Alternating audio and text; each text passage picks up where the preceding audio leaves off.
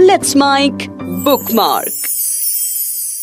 आप सुन रहे हैं लेट्स माइक और आज हम बात करेंगे एक ऐसी भाषा की जिसको बोलने वाले लोग भले ही कम हैं लेकिन उतने ही महत्वपूर्ण, जैसे अबीदा परवीन, अताउल्ला खां, सतीश धवन और गोपी चंद नारंग। मुर्शिद मैं जल रहा हूँ हवाएं ना दीजिए, मुर्शिद अजाला कीजिए दुआएं ना दीजिए, मुर्शिद खामोश रह के परेशान न कीजिए, मुर्शिद मैं रोना रोते हुए अंधा हो गया और आप हैं कि आपको एहसास तक नहीं। सब्र कीजिए, सब्र का फल मीठा होता है, मुर्शिद में भौंक दो हाँ जो कई शे भी नहीं बची।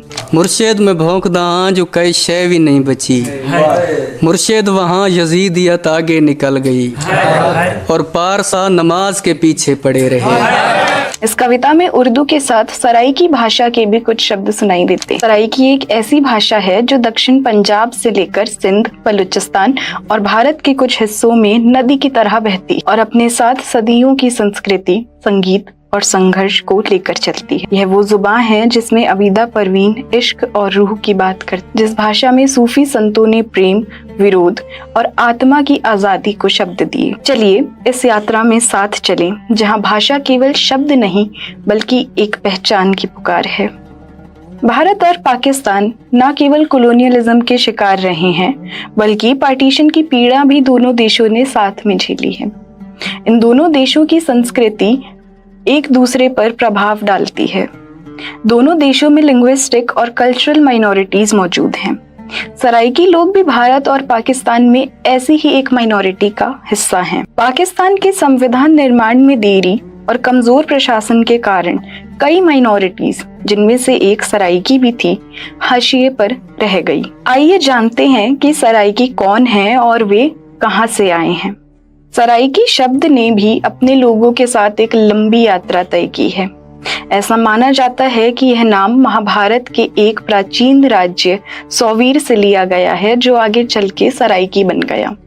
कुछ लोग ऐसा भी मानते हैं कि सराइकी एक सिंधी शब्द सीरो से जुड़ा हुआ है जिसका अर्थ है उत्तर दिशा। सराइकी भाषा शाहमुखी लिपि में लिखी जाती है और पश्चिम भारत की एक प्रमुख उपभाषा है। दक्षिण पंजाब, दक्षिण खैबर पख्तूनख्वा, सिंध के कुछ हिस्सों और यहाँ तक कि बलूचिस्तान के पूर्वी भागों में 2 करोड़ से अधिक लोग यह भाषा बोलते हैं। 1947 के भारत और पाकिस्तान के बंटवारे में 20,000 सराइकी बोलने वाले भारत आए थे। इन लोगों के बीच यह भाषा आज भी यादों और परंपराओं में जिंदा है। 1962 में इस भाषा के इतिहास में एक महत्वपूर्ण क्षण आया और मुल्तान में सराइकी अकादमी की स्थापना हुई। इसमें विभिन्न उपभाषाओं को सराइकी नाम के अंतर्गत एकजुट किया और उन्हें संस्थागत पहचान भी दी। आज बहावलपुर की इस्लामिया यूनिवर्सिटी और बहाउद्दीन जकारिया यूनिवर्सिटी में सराइकी पढ़ाई जाती है। मगर सराइकी क्षेत्र जो आज दक्षिण पंजाब में है, हमेशा से पंजाब का हिस्सा नहीं था। अक्सर स्थानीय लोगों की सहमति के बिना पहले राजा रंजीत सिंह द्वारा और उनके बाद ब्रिटिश राज में इस क्षेत्र को सिंध, NWFP और पंजाब के बीच बार बार बांटा गया। बार बार हुए बंटवारे और ब्रिटिश राज में मुस्लिम पंजाबी जमींदारों को संरक्षण मिलने के कारण सराइकी जैसी अन्य कई माइनॉरिटी जातियों को अलगाववाद झेलना पड़ा। राजनीति की बात करें तो सराइकी भाषा को अब धीरे धीरे राज्य स्तर पर भी मान्यता मिलने लगी है। पाकिस्तान के पूर्व प्रधानमंत्री मोहम्मद शहबाज शरीफ ने कई मौकों पर सराइकी भाषा में भाषण दिए। उनके सराइकी PM के रूप में पहचाने जाने की एक वजह यह भी थी कि वह सराइकी बोलकर इस क्षेत्र की सांस्कृतिक गरिमा को सार्वजनिक मंचों पर सम्मान देते थे। इससे न केवल भाषा को पहचान मिली बल्कि यह भी संदेश गया कि यह सिर्फ एक बोलचाल की जुबान नहीं बल्कि एक मजबूत सांस्कृतिक और राजनीतिक पहचान भी है। सराइकी संस्कृति का दिल कविता, सूफी मत और लोक संगीत में धड़कता है। इसकी जड़ें गहरी हैं और अक्सर दरगाहों व संतों तक जाती हैं। हजरत बहाउद्दीन जकारिया, शाह रुकन आलम और सखी सरवर के उपदेश आज भी सराइकी आत्मा में जीवित हैं और प्रेम, विनम्रता और प्रतिरोध की बात करते हैं। सराइकी साहित्य में वो आवाजें हैं जो रेगिस्तान और खेतों में गूंजती हैं। महाभारत से लेके कुरान के 20 से अधिक अनुवाद सराइकी में हो चुके हैं। हालांकि छपी हुई साहित्यिक सामग्री सीमित है, लेकिन जो है वह बहुत प्रभावशाली है। आइए जानते हैं सराइकी भाषा के कुछ प्रसिद्ध कवियों को। सरल सरमस्त, जिन्होंने सिंधी और सराइकी को मिलाकर प्रेम का संदेश दिया। शाह अब्दुल लतीफ टाई, जिनकी कविताएं चाहत और विद्रोह से भरी हैं। शाकिर शुजा आबादी, जिनकी कविताएं दिल तोड़ने वाली सच्चाई बताती हैं। संगीत सराइकी धरती की आत्मा है। अताउल्लाह खान ने दर्द और विरह के गीतों से इतिहास रच दिया और अबीदा परवीन ने सराइकी को सूफी अंदाज में वैश्विक मंच दिया। संगीत के साथ साथ नृत्य भी सराइकी सभ्यता में अहम है। झूमर मुल्तान और बलूचिस्तान का पारंपरिक लोक नृत्य है। सराइकी लोगों के भोजन में सरसों का साग, मक्के की रोटी और कचौड़ी जैसे व्यंजन घरों को खुशबू और यादों से भर देते हैं। मौसम के अनुसार सब्जियां इसे आत्मीय बना देती हैं, जैसे थाली में कविता परोसी जा रही हो।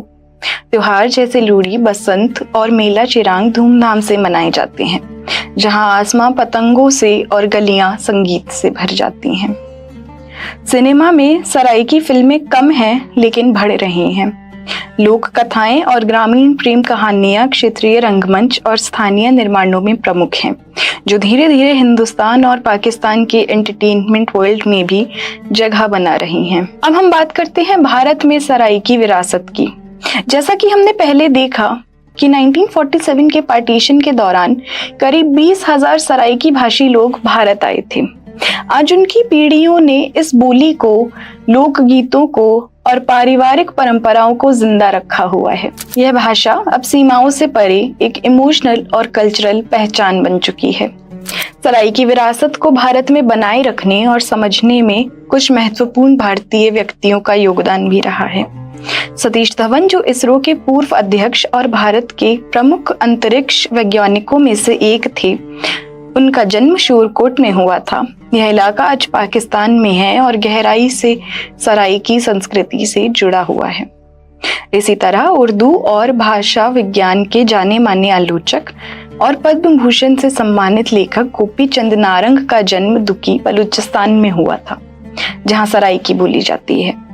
उन्होंने उत्तर पश्चिमी भारत और पाकिस्तान की भाषाई विविधता को अपनी रचनाओं और आलोचनाओं में न केवल समझा, बल्कि गहराई से उनका विश्लेषण भी किया। उनकी लेखनी में सराइकी और सीमांत भाषाओं की छाया स्पष्ट रूप से दिखाई देती है। भारत में सराइकी पहचान अब सिर्फ भाषा नहीं है, बल्कि एक संवेदनशील स्मृति है, जो जड़ों की तलाश, इतिहास की था और कल्चरल यूनिटी का हिस्सा बन चुकी है। इतनी गहरी विरासत के बावजूद सराइकी संस्कृति के मिटने का खतरा बना हुआ है। स्कूलों, मीडिया और नौकरियों में उर्दू और पंजाबी के वर्चस्व के कारण नई पीढ़ियां सराइकी से दूर होती जा रही हैं, लेकिन उम्मीद अभी भी बाकी है। आज हमारे बीच एक डिजिटल रिवाइवलिज्म चल रहा है। सराइकी भाषा को उसकी जड़ों से फिर से जोड़ा जा रहा है। कार्यकर्ता और शिक्षकों द्वारा ट्रांसलेशन, ऑनलाइन संग्रह और यहाँ तक कि सांस्कृतिक संस्थाओं का उपयोग भी हो रहा है। सराइकी को एक नया व्याकरण, गहराई और आधुनिक अस्तित्व दिया जा रहा है। सराइकी केवल भाषा नहीं है, यह प्रतिरोध, सौंदर्य और भूली हुई शान की विरासत है। कविता से राजनीति तक, दरगाहों से डिजिटल आंदोलन तक, यह कहानी अब भी जारी है। और जब तक कोई एक इंसान भी सराइकी शेर को तारों भरी रात में गुनगुना रहा है, यह भाषा कभी नहीं मरेगी। धन्यवाद। आप सुन रहे थे let's mic more than radio. Follow कीजिए हमें हमारे It's time for news. It's time for more than radio. Presenting the first radio news app, Let's Mic. Let's Mic, a news-based app on your phone where you get to watch and listen news, talk shows, interviews, radio show podcasts. On Let's Mic, you get all relevant information of TV, print, radio, podcast, and digital. Let's Mic talks about every segment of life.